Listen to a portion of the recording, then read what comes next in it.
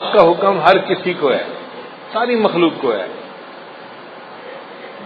اللہ کی شان دیکھیے، درخت جو ہیں وہ قیام کی حالت میں ہیں، جو چوپائے ہیں وہ رکوع کی حالت میں ہیں، جو کیڑے مکوڑے ہیں وہ سجدے کی حالت میں ہیں، اور جو پہاڑ ہیں وہ قعدے کی حالت میں، تحیات کی حالت میں ہیں۔ کل قد علم صلاتہ و تسبیحہ، اللہ فرماتے ہیں ہر کسی کو اپنی نماز کا پتہ ہے کہ کیسے ادا کرنی ہے، مگر ساری مخلوق ایک ایک رکن ادا کر رہی ہے۔ انسان کو اللہ نے یہ شان عطا فرمائی، وہ تمام ارکان کا مجموعہ پوری نماز ادا کرتا ہے۔ حدیث پاک میں آتا ہے عرش پہ فرشتے ہیں، وہ بھی نماز ادا کرتے ہیں۔ جو قیام میں ہے وہ ساری زندگی قیام میں رہے گا، رکوع نہیں کر سکے گا۔ جو رکوع میں ہے ساری زندگی رکوع میں رہے گا، سجدے میں نہیں جائے گا۔ جو سجدے میں ہے ساری زندگی سجدے میں رہے گا، اتحیات میں نہیں جائے گا۔ جو اتحیات میں ہے ساری زندگی اتحیات میں۔ تو فرشتے ایک ایک رکن پر عمل کرتے ہیں، اور اللہ نے انسان کو یہ شان عطا فرمائی، ان تمام ارکان کا مجموعہ پوری نماز تکبیر اولی سے لے کے سلام پھیرنے تک انسان کو عطا فرما دی۔ اور اس نماز کا حکم بچے کو بچپن سے دے دیا جاتا ہے۔ آپ حیران ہوں گے کہ جی بچپن سے کیسے دے دیا جاتا ہے؟ بھئی دیکھیں، جب بچہ پیدا ہوتا ہے تو ایک کان میں اذان اور دوسرے میں اقامت۔ تو اذان میں کیا کہتے ہیں؟ حی علی الصلاۃ، حی علی الفلاح۔ تو نماز کے لیے بلایا نا بچے کو، تو اذان دینے کے کئی فوائد ہیں۔ ایک تو اللہ کا نام اس کے دماغ میں پہنچایا، بچے کے دماغ میں۔ دوسرا، اس کو نماز کا حکم بھی فرمایا، اور تیسرا اس کو یہ بھی بتا دیا کہ اے بچے، تیری زندگی کی اذان بھی ہو چکی، اقامت بھی ہو چکی، اب جب نماز پڑھنے میں تھوڑا سا وقت باقی ہوتا ہے، اتنا تیری زندگی ہے، اس زندگی کو تو گزارے گا تو تیری نماز جنازہ کھڑی ہو جائے گی۔ اور حکم نماز اس کا بھی جو ہے نا وہ صراحت ہے۔ دیکھیے اللہ تعالیٰ نے حضرت عیسیٰ علیہ السلام کو فرمایا تھا کہ آپ اپنی والدہ کی گواہی دیں، تو عیسیٰ علیہ السلام نے کہا تھا انی عبد اللہ آتانی الکتاب وجعلنی نبیا وجعلنی مبارکا اینما کنت واوصانی بالصلاۃ والزکاۃ۔ تو دیکھو بچہ ہے، کہہ رہا ہے کہ اللہ نے مجھے حکم دیا نماز کا، تو بچپن میں ہی گویا نماز کا حکم مل جاتا ہے بچے کو۔ پڑھنی تو ہوتی ہے جب وہ بالغ ہوگا، فرض اس وقت ہوگی، حکم پہلے سے دے دیا جاتا ہے اس کی اہمیت کی وجہ سے۔ یہ نماز اتنی اہم ہے۔ یہ ایسے ہی ہے، بچہ چھوٹا ہوتا ہے، ماں باپ بچپن میں کہہ دیتے ہیں بیٹا ہم نے تجھے حافظ بنانا ہے، ہم نے تجھے عالم بنانا ہے، تجھے انجینئر بنانا ہے، ڈاکٹر بنانا ہے، ہم نے تجھے پائلٹ بنانا ہے۔ اب وہ چھوٹا سا بچہ ہے، لیکن پائلٹ بننے کے لیے اس کو اسی وقت سے کہنا شروع کر دیتے ہیں، اہمیت کی وجہ سے۔ اسی طرح نماز کے لیے بچپن میں کہہ دیا گیا، اگرچہ نماز فرض تو ہونی تھی جب اس نے جوان ہونا تھا۔ صلاۃ عربی کا لفظ ہے، اور اس کے جو حروف اصلی ہے وہ 3 ہیں، صاد، لام اور الف، صلاۃ۔ اور جس لفظ کے یہ حروف ہوں اس کے 3 معنی ہوتے ہیں، ایک ہوتا ہے دعا کرنا، دوسرا ہوتا ہے تعظیم کرنا، اور تیسرا ہوتا ہے ٹیڑھے پن کو ٹھیک کرنا۔ تو نماز میں یہ تینوں صفات پائی جاتی ہیں۔ نماز میں تعظیم الہی بھی ہے۔ آپ دیکھیں تعظیم کے 4 طریقے ہوتے ہیں، کسی کو دیکھ کے ادب سے کھڑا ہو جائے، کسی کو دیکھ کے اس کے سامنے جھک جائے، کسی کو دیکھ کے اس کے پاؤں کے اوپر جو ہے وہ جا پڑے، یا کسی کو دیکھے تو اٹھ کے بیٹھ جائے۔ تو 4 طریقے تھے، اللہ نے نماز میں چاروں طریقے مکمل کر دیے۔ تو نماز میں تعظیم بدرجہ اتم موجود ہے۔ دوسرا ہوتا ہے کہ دعا کرنا، نماز میں دعا موجود ہے، ہم پڑھتے ہیں رب اجعلنی مقیم الصلاۃ ومن ذریتی، یہ دعا ہے جو ہم نماز میں مانگ رہے ہوتے ہیں۔ اور تیسرا معنی ہے ٹیڑھے پن کو ٹھیک کرنا، تو جیسے آگ کے ذریعے سے بانس اگر ٹیڑھا ہو تو اس کو سیدھا کر لیا جاتا ہے، اسی طرح نماز بھی اپنے نور کی گرمی سے انسان کے ٹیڑھے اخلاق کو ٹھیک کر دیتی ہے، انسان کو نیک بنا دیتی ہے۔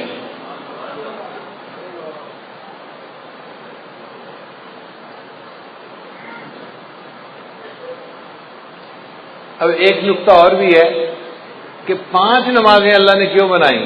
7 بن جاتی، 3 بن جاتی، 10 بن جاتی، 5 کیوں؟ علماء نے اس کا خوبصورت جواب دیا۔ وہ فرماتے ہیں کہ اللہ تعالیٰ نے ہر انسان کو 5 حواس عطا فرمائے ہیں، 5 جن کو حواس خمسہ کہتے ہیں، چھوٹے بچے سکولوں میں پڑھتے بھی ہیں۔ وہ 5 حواس کون سے ہیں؟ دیکھنا، سننا، سونگھنا، چھونا اور چکھنا۔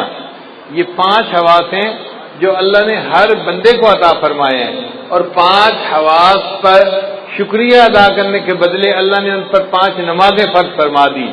جو 5 نمازیں پڑھتا ہے وہ گویا 5 حواس کا شکریہ ادا کر رہا ہوتا ہے اللہ کا۔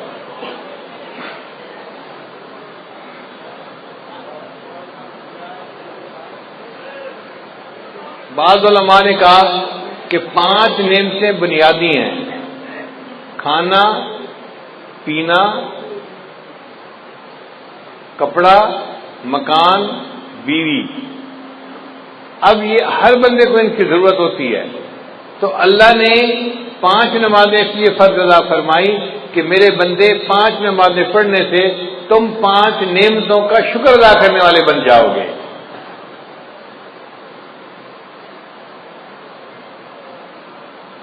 بعض علماء نے لکھا کہ 5 مصیبتیں ہیں جن میں سے ہر بندے نے گزرنا ہے۔ ایک ہے موت، دوسری ہے قبر، تیسرا ہے حشر، چوتھا ہے پل صراط اور 5واں ہے میزان۔ یہ 5 ایسی مصیبتیں ہیں کہ جن میں سے ہر بندے کو گزرنا ہی ہے، چاہے نیک ہو یا بد ہو۔ اللہ نے 5 نمازیں فرض فرمائی، جو میرا بندہ 5 نمازیں پڑھے گا میں ان کو ان 5 مصیبتوں میں سے آسانی کے ساتھ گزار دوں گا۔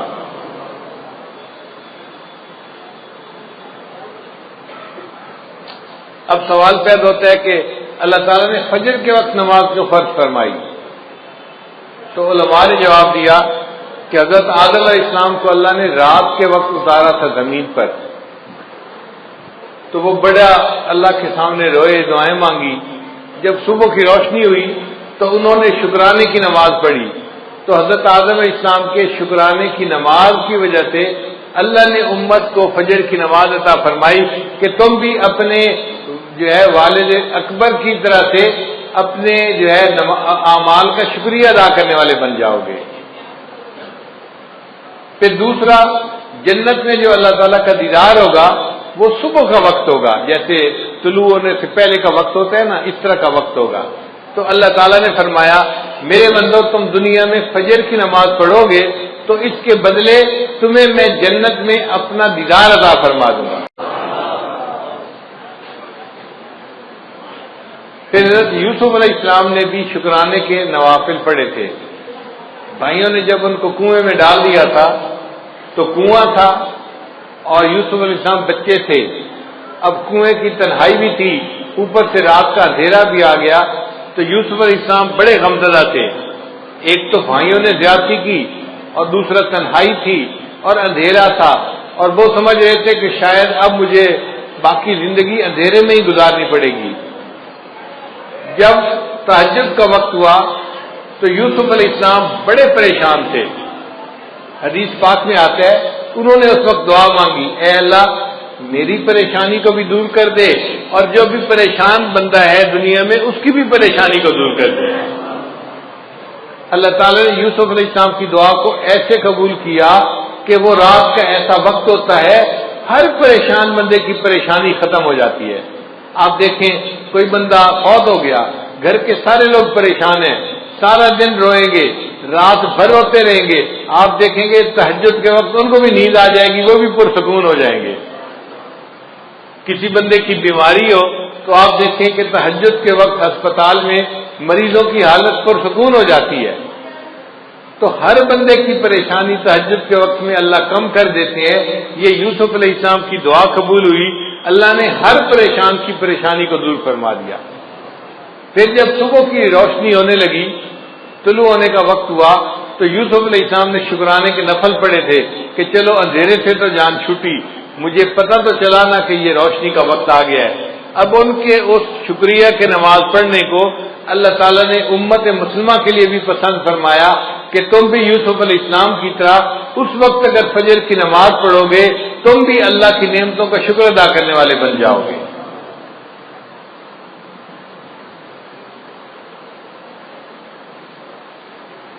پھر ظہر کی نماز اللہ نے کیوں فرض فرمائی؟ اس لیے کہ ظہر کے بعد سورج ڈھلتا ہے، تو مومن کو اللہ نے سبق دیا، دیکھو چڑھتے سورج کی ہر کوئی پرستش کرتا ہے، لیکن جب سورج ڈھلنے لگ جائے تم اپنے رب کی عبادت کرو۔ ہم چڑھنے اور اترنے والوں کی پرورش نہیں کرتے، ہم اپنے رب کی پرورش کرتے ہیں۔ ہم سورج اور چاند کی پرورش کرنے والے نہیں، ہم اپنے پروردگار کی عبادت کرنے والے بندے ہیں۔ پھر یہ کہ وہ گرمی کا وقت ہوتا ہے تو اللہ تعالیٰ نے فرمایا میرے بندو تم میں سے جو کوئی ظہر کی نماز پڑھے گا گرمی کے وقت میں اس کے بدلے اس کے لیے قیامت کے دن کی گرمی کا جو ہے نا برداشت کرنا آسان کر دوں گا، اس کو میں عرش کا سایہ عطا فرما دوں گا۔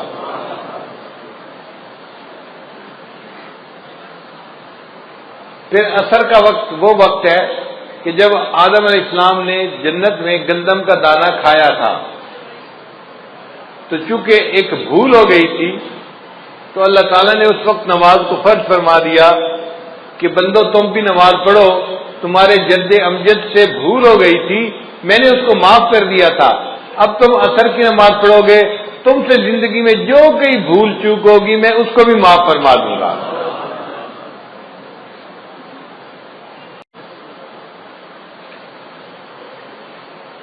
پھر عصر کے وقت حضرت یونس علیہ السلام کو مچھلی نے اپنے پیٹ سے باہر نکالا تھا، تو اللہ تعالیٰ نے فرمایا کہ میرے بندو تم بھی حالات کی مچھلی کے پیٹ میں پھنس سکتے ہو۔ مثال کے طور پہ کوئی قرضے کے اندر پھنسا ہوا ہے، ادا نہیں ہو رہا، کسی کا کاروبار بند ہے، چلتا نہیں، کوئی بیماری کی مصیبت میں پھنسا ہوا ہے، بیماری دور نہیں ہوتی، کوئی بچی گھر بیٹھی ہے، رشتہ نہیں آتا، وہ حالات کی مچھلی کے پیٹ میں پھنسی ہوئی ہے۔ اب اس مچھلی کے پیٹ سے کیسے نکلے؟ عصر کی نماز پڑھو گے اللہ تعالیٰ تمہیں ان مصیبتوں کی مچھلی کے پیٹ سے نکال دیں گے، مسئلوں کو حل کر دیں گے۔ پھر قبر میں جو میت سے سوال جواب ہوتا ہے تو اس وقت عصر کا وقت ہوتا ہے، تو عصر کی نماز اس لیے قائم فرمائی کہ جو بندہ عصر کی نماز دنیا میں پڑھے گا اس کے لیے قبر میں سوال و جواب کا دینا اللہ آسان فرما دیں گے۔ مغرب کی نماز اللہ نے کیوں فرض فرمائی؟ اس لیے کہ سارے دن میں جو غلطیاں ہوئی، کوتاہیاں ہوئیں، اب یہ مغرب کی نماز پڑھے گا اللہ پورے دن کے گناہوں کو اس کے بدلے معاف فرما دیں گے۔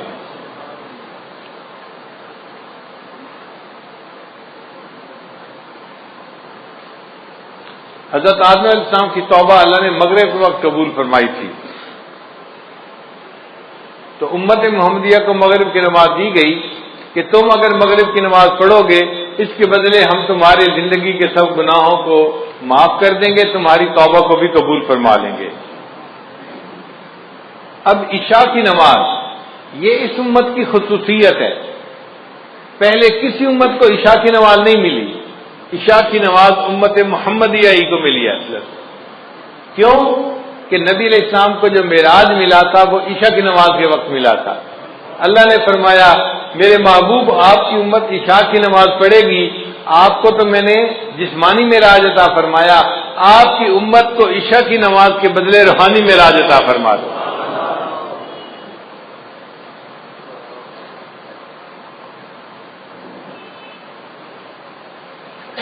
ایک سوال ذہن میں یہ پیدا ہوتا ہے کہ نماز میں رکعتیں 2 ہوتی ہیں، 3 ہوتی ہیں یا 4 ہوتی ہیں؟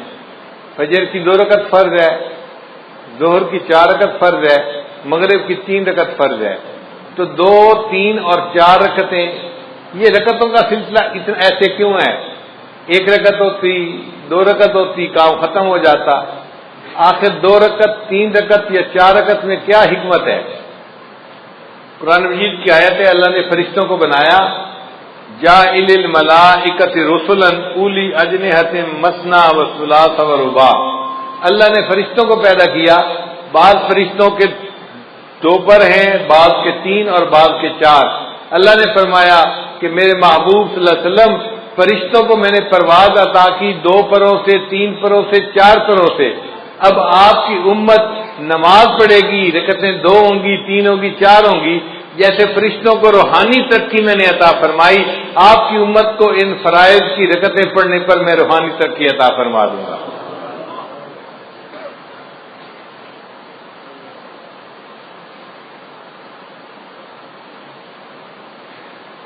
پھر کل رکعتیں جو انسان کے اوپر لازم ہیں وہ 17 ہیں، 2 فجر کی، 4 ظہر کی، 4 عصر کی، 3 مغرب کی، اور عشاء کی 4 رکعت فرض اور 3 رکعت وتر، یہ 17 رکعتیں بنتی ہیں۔ تو 17 رکعتیں کیوں دی گئیں؟ علماء نے جواب دیا کہ نبی علیہ السلام نے معراج میں 17 چیزوں کی سیر کی تھی، 8 جنتوں کی، 7 آسمانوں کی، تو 7 اور 8 15 بن گئے، اور 1 عرش اور 1 کرسی، 17 ہو گئے۔ اللہ نے اپنے حبیب صلی اللہ علیہ وسلم کو 17 چیزوں کی سیر عطا فرمائی تھی، اس کے بدلے ہمارے اوپر 17 رکعتیں فرض فرما دی۔ امت ان 17 رکعتوں کو ادا کرے گی، میں ان کو بھی روحانی طور پہ سیر عطا فرما دوں گا۔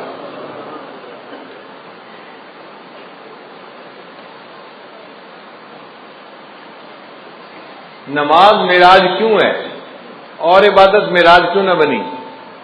اس لیے کہ نماز میں مومن اپنا سر سجدے میں اتنا جھکاتا ہے کہ انتہا ہو جاتی ہے۔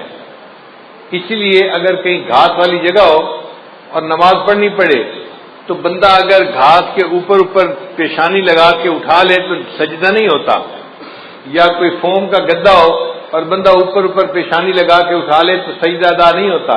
سجدے کے لیے ضروری ہے کہ اتنا سر جھکائے کہ نیچے سے زمین کی سختی محسوس ہونے لگ جائے۔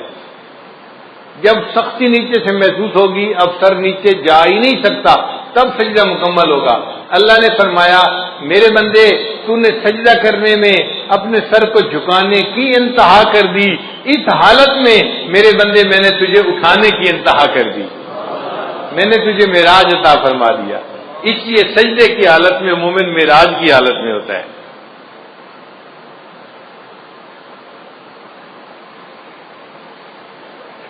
اب ایک اہم سوال کہ نماز میں سورہ فاتحہ پڑھنی کیوں ضروری ہے؟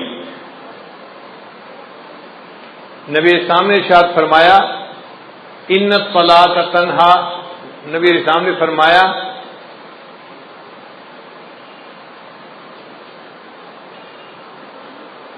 لا صلاۃ الا بفاتحۃ الکتاب، کہ سورہ فاتحہ پڑھے بغیر نماز نہیں ہوتی۔ علماء نے لکھا ہے کہ فاتحہ پڑھنی ضروری ہے۔ اگر کسی بندے نے نماز میں فاتحہ پڑھ لی تو باقی کچھ بھی نہیں پڑھا، اس کی نماز ہو جائے گی۔ فاتحہ نہیں پڑھی تو نماز نہیں ہوتی، نماز فاتحہ پڑھنی ضروری۔ اتنی اہمیت کیوں ہے؟ اس کی وجہ ہے، وہ ذرا سمجھ لیجئے کہ اللہ تعالیٰ نے جتنی آسمانی کتابوں میں اپنے معارف کو اتارا، اس سب معارف کو اللہ نے قرآن مجید میں اتار دیا۔ پھر قرآن مجید میں اللہ نے جو کچھ نازل فرمایا اس کو اللہ نے سورہ بقرہ میں نازل کر دیا۔ پھر اللہ نے سورہ بقرہ میں جو کچھ نازل فرمایا اس کو سورہ فاتحہ میں نازل فرما دیا۔ اس لیے سورہ فاتحہ کو فاتحہ کہتے ہیں، یہ اوپننگ چیپٹر ہے قرآن مجید کا، اس کو باب القرآن کہتے ہیں، یہ قرآن پاک کا دروازہ ہے، یعنی پورے قرآن میں جو مضامین تھے وہ سارے کے سارے سورہ بقرہ میں آ گئے، سورہ فاتحہ میں آ گئے۔ ذرا اس پر غور کر لیجئے کہ سورہ فاتحہ میں کیسے آ گئے۔ سورہ فاتحہ میں الحمدللہ یہ 2 الفاظ ہیں جو اللہ کی تعریف کرتے ہیں۔ اب پورے قرآن مجید میں اللہ کی جتنی تعریفیں ہیں، جتنی اللہ کی عظمت بیان ہوئی، اللہ کی کبریائی بیان ہوئی، وہ الحمدللہ کے لفظ میں سمٹ کے آ گئی کہ تعریفیں سب کس کے لیے ہیں؟ اللہ کے لیے۔ اور سچی بات یہ ہے کہ تعریفیں سجتی اللہ ہی کو ہیں، حتیٰ کہ اگر کوئی بندہ دوسرے بندے کی تعریف کرے تو وہ بھی اللہ کی تعریف کر رہا ہے۔ خاوند بیوی کی تعریف کرے تو وہ بھی اللہ کی تعریف کرے۔ کیوں؟ بیوی کو کس نے بنایا؟ اللہ نے بنایا۔ بیوی خاوند کے اچھے اخلاق کی تعریف کرتی ہے تو وہ اللہ کی تعریف کر رہی ہے۔ خاوند کو اچھے اخلاق کس نے دیے؟ اللہ نے دیے۔ ماں باپ اولاد کی تعریف کریں تو اللہ کی تعریف، کیوں؟ اولاد کس نے دی؟ اللہ نے دی۔ ہم دنیا کی کسی چیز کی تعریف کریں وہ تعریف حقیقت میں اس کے پیدا کرنے والے کی تعریف ہے، تو تعریف کا مالک حقدار حقیقت میں فقط اللہ ہی ہے۔ الحمدللہ ان الفاظ میں بندہ اقرار کرتا ہے، اے اللہ تعریف اگر کسی کی ہو سکتی ہے تو وہ آپ ہی کی ذات ہے، آپ ہی کو تعریف سجتی ہے، تعریفوں کی انتہا ساری کی ساری آپ کے لیے ہے۔ اس لیے قیامت کے دن نبی السلام کے ہاتھوں میں جو جھنڈا ہوگا اس کا نام ہوگا لواء الحمد، حمد کا جھنڈا، اور نبی علیہ السلام کا نام اللہ نے رکھا احمد۔ احمد کا معنی وہ بندہ جس نے اللہ کی سب سے زیادہ دنیا میں تعریفیں کی ہوں، اور واقعی جتنی نبی علیہ السلام نے اللہ کی تعریفیں کی ہیں دنیا میں کسی اور نے اللہ کی اتنی تعریفیں نہیں کی۔ اور اس امت کا نام قیامت کے دن ہوگا حمادون، اللہ کی سب سے زیادہ تعریفیں کرنے والے۔ اور نبی علیہ السلام کو جنت میں جو گھر ملے گا، محل ملے گا، اس کا نام ہوگا بیت الحمد۔ تو اللہ تعالیٰ کے لیے سب حمد ہے، اس لیے فرشتے بھی کہیں گے وقیل الحمد للہ رب العالمین۔ تو سب تعریفیں کس کے لیے ہیں؟ تو الحمدللہ کے الفاظ نے اللہ تعالیٰ کی تمام تعریفوں کو اپنے اندر سمیٹ لیا۔ پھر آگے فرمایا رب العالمین، جو جہانوں کا رب ہے۔ رب کہتے ہیں آقا کو، مولا کو، پرورش دینے والے کو۔ جیسے ماں باپ بچے کی پرورش کرتے ہیں تو ماں باپ بیٹے کے رب ہوتے ہیں، مربی ہوتے ہیں۔ مالی پودے کی پرورش کرتا ہے، اس کو چھوٹے سے لے کے درخت تک جو ہے وہ لے جاتا ہے تو وہ اس کا مربی ہوتا ہے۔ اسی لیے یہ رب کی صفت پرورش دینے والے کی صفت ہے۔ اللہ تعالیٰ ساری کائنات کا رب ہے، وہ ساری کائنات کو پالتا ہے۔ پالنے کی صفت کس میں ہے؟ اللہ رب العزت کے اندر۔ اس لیے اللہ تعالیٰ نے انسان کو دنیا میں بھیجنے سے پہلے عالم ارواح میں پیدا فرمایا چھوٹے چھوٹے جسموں کے ساتھ، اور ان سے وعدہ لیا تھا الستو بربکم، کیا میں تمہارا رب نہیں ہوں؟ تو اس سوال کے جواب میں نبی علیہ السلام نے سب سے پہلے کہا تھا بلا، اے اللہ آپ ہی ہمارے پروردگار ہیں، رب ہیں۔ اور آپ کے جواب کو سن کر پھر ساری مخلوق نے اس جواب کو ریپیٹ کیا تھا، اللہ آپ ہی ہمارے رب ہیں۔ اللہ نے فرمایا اچھا سب نے میرے ساتھ وعدہ تو کر لیا، مجھے رب سمجھتے ہو، میں تمہیں دنیا میں بھیجتا ہوں آزمانے کے لیے کہ دنیا میں جا کے تم کس کو رب مانتے ہو۔ چنانچہ آج لوگ سمجھتے ہیں ہم نوکری سے پل رہے ہیں، ہم فیکٹری سے پل رہے ہیں، ہم زراعت سے پل رہے ہیں، ہم کاروبار سے پل رہے ہیں۔ نہیں، ہم اللہ سے پل رہے ہیں، اللہ ہمیں پال رہا ہے، ہمیں کوئی اور چیز نہیں پال رہی۔ اسی لیے دعوت تبلیغ والے لوگ کہتے ہیں نا کہ بھائی ان اسباب کی نفی کرو۔ سچی بات ہے، جس طرح پہلے زمانے میں لات اور منات کی نفی کی جاتی تھی، اسی شد و مد کے ساتھ ان اسباب کی نفی کرنی چاہیے، اپنے دل کو سمجھانا چاہیے میں زراعت سے نہیں پل رہا، میں اپنی تجارت سے نہیں پل رہا، میں اپنی نوکری سے نہیں پل رہا، میں فیکٹری سے نہیں پل رہا، مجھے کون پال رہا ہے؟ میرا اللہ مجھے پال رہا ہے۔ رب ہمارا کون ہے؟ اللہ ہے، اللہ پالنے والا ہے۔ تو نظر اللہ پہ رکھیں، اسباب پہ نظر نہ رکھیں۔ تو نے پتھر میں کیڑے کو پالا، خشک مٹی سے سبزہ نکالا، یہ تیرا ہے جہاں، یہ زمین آسماں اے خدایا، کس نے تیری حقیقت کو پایا۔ ہمارے ایک دوست تھے ڈاکٹر صاحب، وہ کہتے ہیں کہ میں اپنے بچوں کو لے کے سوات سیر کے لیے گیا، ایک پتھر مجھے نظر آیا، ذرا پنک رنگ کا تھا، تو میری بیوی کہنے لگی ہمارے جو بیٹھک ہے نا اس میں پنک رنگ کی چیزیں ہیں اور یہ پتھر بالکل اسی رنگ کا ہے، اس پتھر کو اٹھا لو گھر میں جا کے رکھ دیں گے تو یہ ان سے میچ کر جائے گا، اور تو بیچاروں کو ہر وقت میچنگ کی پڑی ہوئی ہوتی ہے۔ چنانچہ وہ پتھر انہوں نے اٹھا لیا، وہ گول سا پتھر تھا، وہ کہتے ہیں کہ وہ پتھر 3 سال ہمارے گھر پڑا رہا ڈیکوریشن پیس کے طور پہ، جو آتا پتھر کو دیکھ کر بڑا خوش ہوتا، کتنا خوبصورت پتھر ہے اور بالکل رنگ میچ کر رہا ہے۔ کہنے لگے کہ 3 سال کے بعد ایک دن میری بیوی گھر کی صفائی کر رہی تھی، صفائی کرتے ہوئے اس نے جو پتھر کو اٹھایا کہ میں اس کو ذرا صاف کر دوں کپڑے سے، ہاتھ سے پتھر گرا اور نیچے گر کر ٹوٹ گیا۔ جب پتھر ٹوٹا تو وہ اندر سے خالی تھا، ہالو تھا، کہنے لگی کہ اس نے دیکھا اندر ایک کیڑا تھا اور اس نے چلنا شروع کر دیا. 3 سال وہ پتھر ہمارے گھر میں رہا اور اللہ نے اس بند پتھر کے اندر اس کیڑے کو پال کے دکھا دیا. تو جو پروردگار مخلوق کو رزق دیتا ہے، پالتا ہے، اس پروردگار ہی کے لیے تعریفیں ہیں. تو رب العالمین کے لفظ سے گویا ہم نے اتنی بڑی بات کو تسلیم کر لیا کہ ہمارا رب کون ہے، اور وہ ایک بندے کا رب نہیں ہے یا انسانوں کا رب نہیں ہے، وہ جہانوں کا رب ہے. جو مخلوق ہے جہاں بھی ہے سب کا رب وہی ہے. اسی لیے قرآن مجید کو الحمدللہ رب العالمین سے شروع کیا اور آخر پہ جا کے ختم کہاں کیا؟ قل اعوذ برب الناس ملک الناس. تو رب کے لفظ پہ جا کے قرآن مجید کو ختم بھی کیا. اور انسان جب دنیا سے جائے گا قبر میں تو فرشتے آ کے جو پہلا سوال پوچھیں گے وہ سوال ہوگا من ربک، تیرا رب کون ہے؟ تو دنیا میں کیا ایمان بنا کے آیا، کیا سیکھ کے آیا؟ بتا تیرا رب کون ہے. جو اللہ پہ توکل کرتا ہوگا وہ کہے گا رب ہی اللہ، میرا رب اللہ ہے. اور جس نے دنیا میں محنت کی ہوگی وہ کہے گا ہے ہاتھ لا ادری، مجھے نہیں پتا میرا رب کون ہے. پھر اس کی پٹائی ہوگی. اس لیے یہ رب کے سبق کو ہم نے اچھی طرح یاد کرنا ہے تاکہ قبر میں بھی سوال کا جواب دینا آسان ہو جائے. اور قیامت کے دن بھی انسان اپنے رب کے سامنے کھڑے ہوں گے. یوم یقوم الناس لرب العالمین، انسان اپنے رب کے سامنے کھڑے ہوں گے. تو رب العالمین کے لفظ نے اللہ کی ربوبیت کو کے مضمون کو اپنے اندر سمیٹ لیا. اب ربوبیت قاہرانہ بھی ہوتی ہے اور ربوبیت راحمانہ بھی ہوتی ہے. باپ بھی مربی ہوتا ہے مگر روب ہوتا ہے، جلال ہوتا ہے، تھپڑ بھی لگا دیتا ہے بچے کے، سختی کرتا ہے. اور ماں میں بھی جو ہے یہ ربوبیت ہوتی ہے، مربیانہ صفت ہوتی ہے مگر رحمت والی ہوتی ہے. ماں محبت سے بچے کی پرورش کرتی ہے. اب اللہ تعالیٰ اس کائنات کے رب ہیں تو ان کی ربوبیت کیسی ہے؟ فرمایا الرحمن الرحیم، رحمت والی ربوبیت ہے اللہ کی. وہ رحمت کی ربوبیت سے پوری کائنات کی پرورش فرما رہا ہے. اب رحمان اور رحیم 2 لفظ ہیں. رحمان کہتے ہیں اس ذات کو کہ جس کے پاس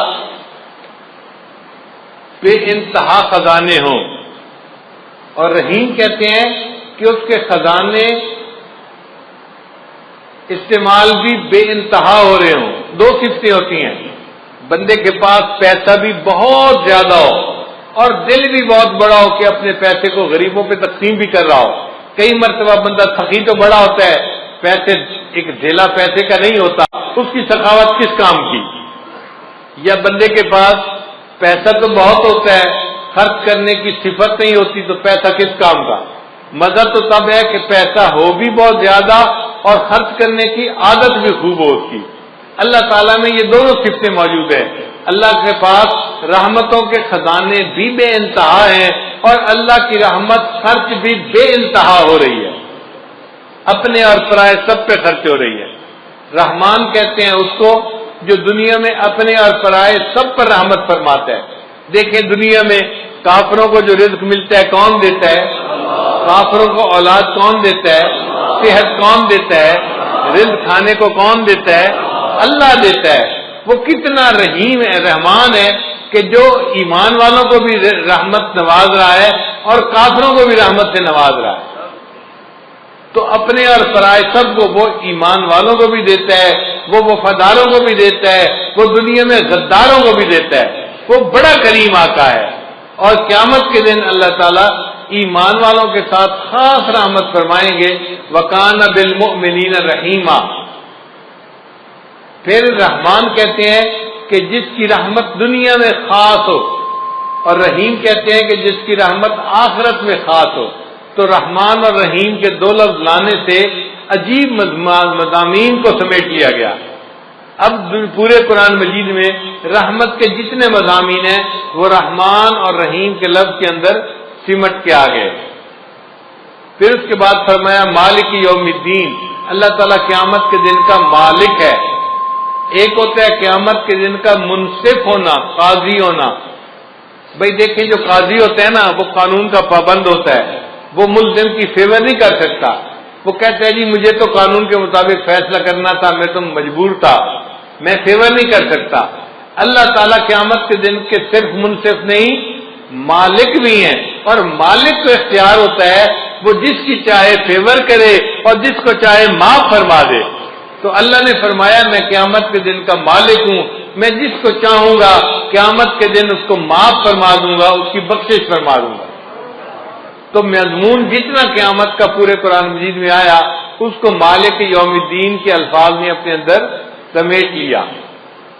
پھر اس کے بعد فرمایا ایاک نعبد، اے اللہ ہم آپ ہی کی عبادت کرتے ہیں۔ عبادت کے لائق فقط اللہ ہی کی ذات ہے۔ عبادت کس کی کرنی چاہیے؟ اب مشرک کیا کرتے ہیں؟ وہ کہتے ہیں ہم اللہ کی بھی عبادت کرتے ہیں۔ بھئی یہ بھی کا نقطہ نہیں چاہیے، ہم اللہ ہی کی عبادت کرتے ہیں۔ اب کوئی بندہ کہے جی نقطے سے کیا بنتا ہے؟ بھئی نقطے سے بہت فرق پڑتا ہے۔ آپ بتاؤ اگر کوئی بیوی کسی خاوند کو کہے میں آپ کی بھی بیوی ہوں تو اس کو نقطہ قبول ہوگا؟ خاوند کہے گا نہیں تم کہو میں آپ ہی کی بیوی ہوں۔ بھئی اگر خاوند یہ نقطہ برداشت نہیں کرتا تو رب تو اللہ تعالیٰ تو بڑی عظمت والا ہے، وہ بھی شرک کا نقطہ برداشت نہیں کرتا، وہ بھی کہتا ہے عبادت کرنی ہے تو کس کی کرنی ہے؟ فقط اللہ ہی کی کرنی ہے۔ ایاک نعبد، آپ ہی کی اللہ عبادت کرتے ہیں اور آپ ہی سے مدد مانگتے ہیں۔ ہمارے حاجت روا بھی آپ ہیں، مشکل کشا بھی آپ ہیں، اللہ ہمارے جو ہیں وہ کام کو سر انجام دینے والے آپ ہی ہیں، اللہ ہی کی طرف توجہ رکھنی ہے۔ تو مدد ہم کس سے مانگا کریں؟ اللہ سے مانگا کریں۔ مخلوق سے مدد مانگنے کی کوئی ضرورت نہیں، مخلوق مدد نہ مانگے، اللہ سے مدد مانگے جو حقیقت میں انسان کی ہر حال میں مدد کر سکتا ہے۔ مخلوق تو کبھی مدد کے لیے آ جائے گی اور کبھی کہے گی بھائی میں چاہتا ہوں کہ میں آپ کو قرض دے دوں، میرے حالات ساتھ نہیں دے رہے، میرا کاروبار ساتھ نہیں دے رہا، میری مجبوری ہے، میرے گھر والے ساتھ نہیں دے رہے۔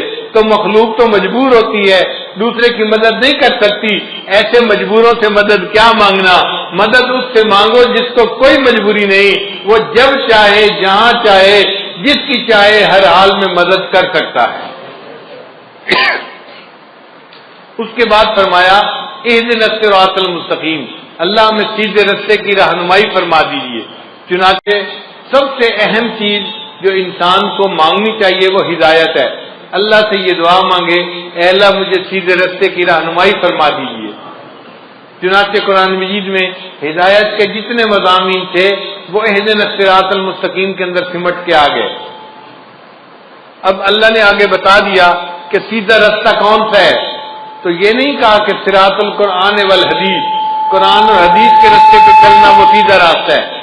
اللہ نے فرمایا نہیں، صراط الذین انعمت علیہم، ان لوگوں کا راستہ جن پر اللہ تیرا انعام ہوا، وہ بندے جس راستے کے اوپر چلے ہم ان کے پیچھے چلیں گے، ان کی اقتداء کریں گے، ان کی پیروی کریں گے۔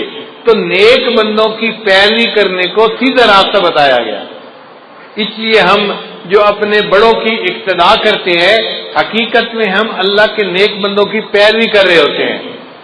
اللہ وہ نیک بندے کون سے ہیں؟ اللہ نے فرمایا 4 ہیں، ان کی عبادت ان کی پیروی کرنا۔ کون سے؟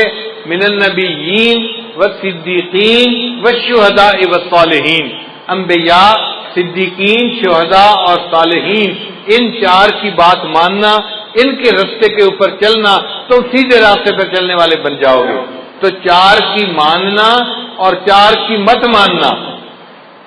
اللہ وہ 4 جن کی نہ مانے وہ کون سے ہیں؟ اللہ فرماتے ہیں غیر المغضوب علیہم ولا الضالین، وہ جن پر غضب ہوا اور جو راستے سے بھٹک گئے وہ 4 لوگ ہیں، ان کی نہ ماننا۔ اللہ 4 کی تفصیل کر دیجئے۔ اللہ فرماتے ہیں وہ ہیں یہود اور نصارہ اور مشرکین اور ملحدین، یہ 4 لوگ ہیں، ان کے راستے پہ بالکل نہیں جانا تم نے۔ تو 4 کی ماننی ہے، 4 کی نہیں ماننی۔ جن کی ماننی ہے وہ انعام یافتہ لوگ ہیں، انبیاء، صدیقین، شہداء اور صالحین، اور جن کی نہیں ماننی وہ ہیں یہود، نصارہ مشرکین اور ملحدین۔ اللہ تعالیٰ ہمیں ان 4 مغضوب علیہم لوگوں کے راستے پر قدم اٹھانے سے محفوظ فرمائے اور ہمیشہ اپنے انعام یافتہ بندوں کے راستے پہ چلنے کی اللہ ہمیں توفیق عطا فرمائے۔ اس لیے چونکہ پورے قرآن مجید کے مضامین کا خلاصہ سورہ بقرہ میں آ گیا، اللہ تعالیٰ نے سورہ بقرہ کا نماز میں پڑھنا لازم کر دیا، فرمایا لا صلاۃ الا بفاتحۃ الکتاب۔ اس لیے سورہ فاتحہ کا پڑھنا ضروری ہے۔ ہم جب نماز پڑھیں تو سورہ فاتحہ کے ایک ایک لفظ کے مضمون پر غور کریں اور سوچیں کہ اللہ نے کیا حکم دیا اور ہمیں اس کے مطابق اپنی زندگی کو بنانے کی ضرورت ہے۔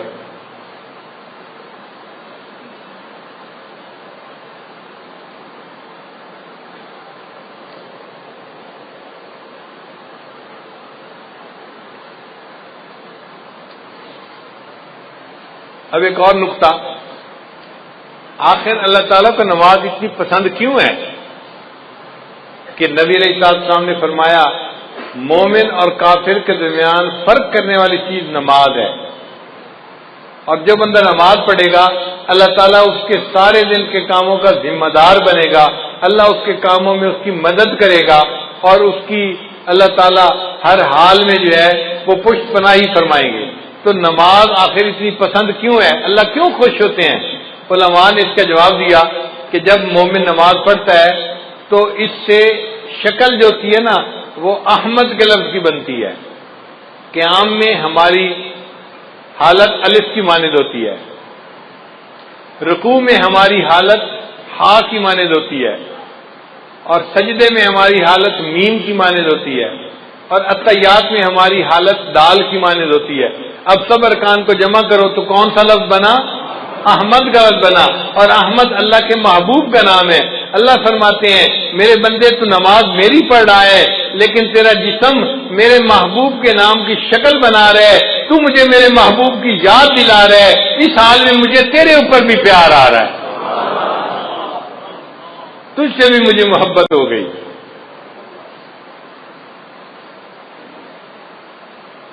پھر سجدہ جو ہے نا یہ نماز کے اندر سب سے اہم پوزیشن ہے کہ بندہ اپنی پیشانی اللہ کے سجدہ فنا کی مانند ہے اور سجدے سے اٹھنا بقا کی مانند ہے، اس لیے سجدے کی بڑی اہمیت ہے۔ اس کی مثال یوں سمجھیں کہ جیسے کوئی کسی کے قدموں پہ جا پڑے منت سماجت کرتے ہوئے، بندہ اپنے پروردگار کے قدموں پہ جا پڑتا ہے، اس کے سامنے سر کو زمین پہ رکھ دیتا ہے، اے اللہ مجھ سے جو غلطیاں کوتاہیاں ہوئی تو مجھے معاف کر دے، میں نے تیرے سامنے اپنے سر کو جھکا دیا۔ اور یہ دنیا میں سجدہ کرنے کی سعادت جس کو نصیب ہوگی آخرت میں بھی وہی سجدہ کر سکے گا۔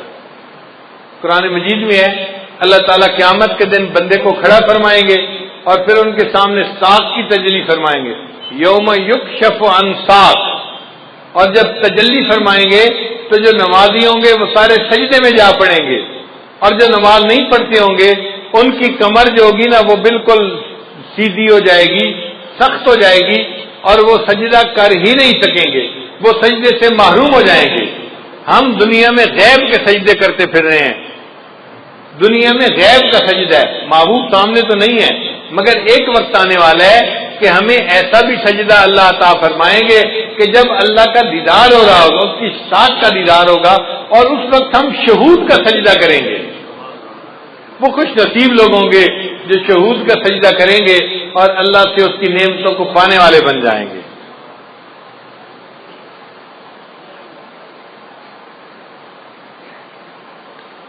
اس لیے قرآن مجید میں ہے کہ جو لوگ جہنم میں جائیں گے ان سے فرشتے پوچھیں گے اور تمہیں جہنم سے بچانے والا کوئی نہیں تھا، تم کیا کرتے تھے جو جہنم میں آ گئے؟ تو وہ کہیں گے لم نکو من المصلین، ہم نمازی نہیں تھے، ہم بے نمازی تھے، اس لیے ہمیں جہنم میں بھیجا گیا۔ تو جہنم میں جانے کی جو بڑی وجہ ہوگی وہ بے نمازی ہونا ہے، اس لیے ہمیں نماز کی پابندی کرنی چاہیے اور نماز کو بہت اہتمام کے ساتھ پڑھنا چاہیے۔ عورتیں نماز میں سستی کرتی ہیں، گھر کے کاموں کی وجہ سے نمازیں قضا کر بیٹھتی ہیں، یہ بہت بڑی کوتاہی ہے، اس سے بچنے کی ضرورت ہے۔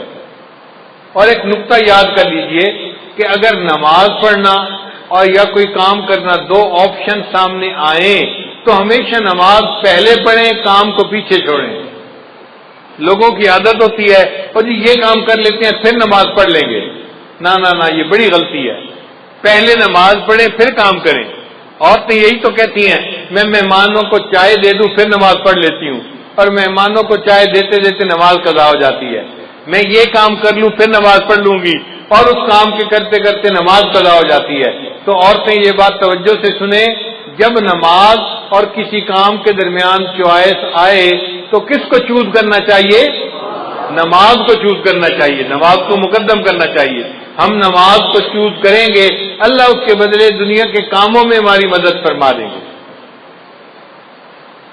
ہم ایک مرتبہ پشاور سے واپس اسلام آباد کی طرف آ رہے تھے، راستے میں عصر کا وقت ہو گیا، اول وقت تھا۔ میں نے دوستوں کو کہا کہ بھئی نماز کے لیے روکو، پہلے نماز پڑھیں گے پھر آگے سفر کریں گے۔ مسجد چھوٹی سی تھی، 10-12 بندے نماز پڑھ سکتے تھے، اور 5-7 تو ہم ہی تھے۔ ہم نے نماز پڑھنی شروع کی، اتنے میں ایک اور گاڑی والے آ کے رکے، 4-5 بندے تھے، سب داڑھی والے، ایسے لگتا تھا جیسے جماعت میں جانے والے بندے ہوں۔ ان میں سے 2 بندے گاڑی میں سے نیچے اتر آئے کہ نماز پڑھ لیتے ہیں۔ ایک نے کہا یار چھوٹی سی مسجد ہے، تنگی ہوگی، آگے کوئی 50 میل کے فاصلے پہ ایک بڑی مسجد ہے، وہاں جا کے نماز پڑھیں گے۔ تو اس کے کہنے پہ جو مسجد میں آئے تھے وہ بھی واپس چلے گئے اور وہ گاڑی والے چلے گئے۔ ہم نے نماز پڑھی، نماز پڑھ کے ہم اسلام آباد کی طرف روانہ ہوئے۔ ہم 5 کلومیٹر آگے آئے تو ہمیں پتہ چلا کہ وہ جو کار میں چند لوگ بیٹھے ہوئے تھے ان کی گاڑی کا ایکسیڈنٹ ہوا تھا، کار بالکل تباہ ہو گئی تھی، اور کھڑے وہاں لوگوں نے بتایا کہ اس میں سے 2 بندے فوت ہو گئے تھے۔ اب بتائیں کہ ان لوگوں نے وقت کی نماز ادا نہیں کی تھی۔ اگر چھوٹی مسجد میں نماز پڑھ لیتے اور پھر موت آتی تو وقت کی نماز ادا کر کے موت آتی، اب ان کو نماز پڑھے بغیر موت آ گئی۔ اس لیے جب نماز کا وقت آئے پہلے نماز پڑھیں پھر باقی جو بھی کام ہے وہ کریں، اور اگر اس طرح کریں گے تو اللہ مدد کریں گے۔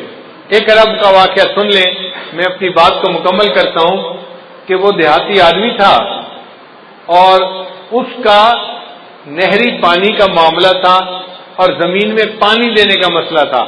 تو بیوی نے کہا دیکھیں فصل خشک کھڑی ہے، آپ پہلے پانی دے دیں اور پھر آپ اگر نماز کا وقت بچے تو جائیں، ورنہ اگر جمعہ کا ادا بھی ہو گیا تو کیا فرق پڑتا ہے۔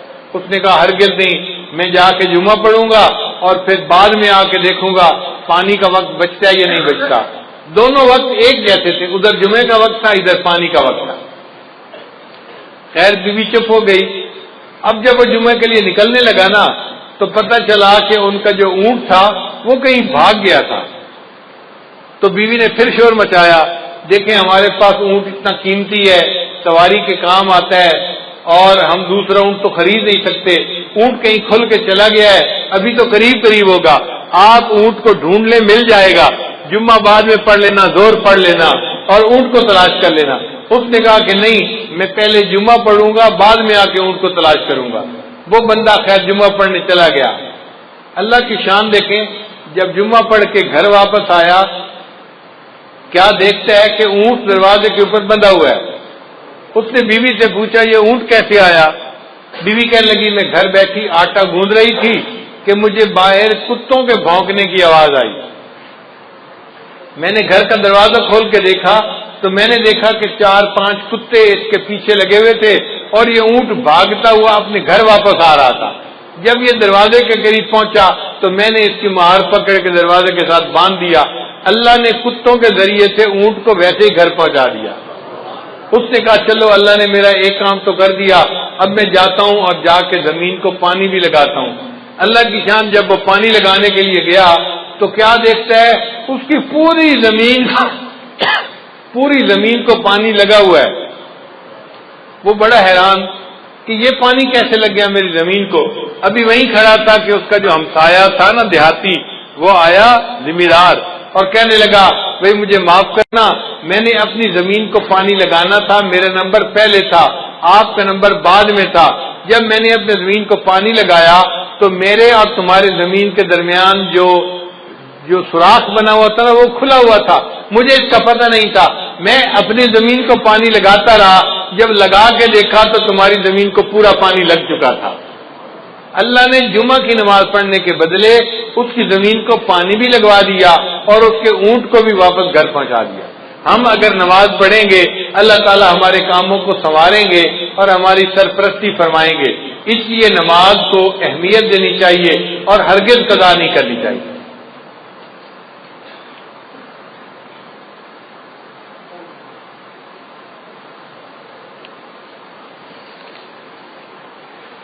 میری زندگی تو فراق ہے، وہ ازل سے دل میں مکیں سے ہی۔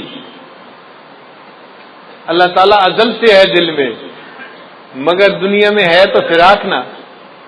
میری زندگی تو فراق ہے، وہ ازل سے دل میں مکیں سے ہی، وہ نگاہ شوق سے دور ہے، رگ جاں سے لاکھ کری سہی۔ بندہ دعا مانگتا ہے، اللہ ہمیں اپنے گھر کا دیدار عطا فرما، حج عمرے کی سعادت عطا فرما۔ کئی مرتبہ سعادت نہیں ملتی تو شاعر کہتا ہے،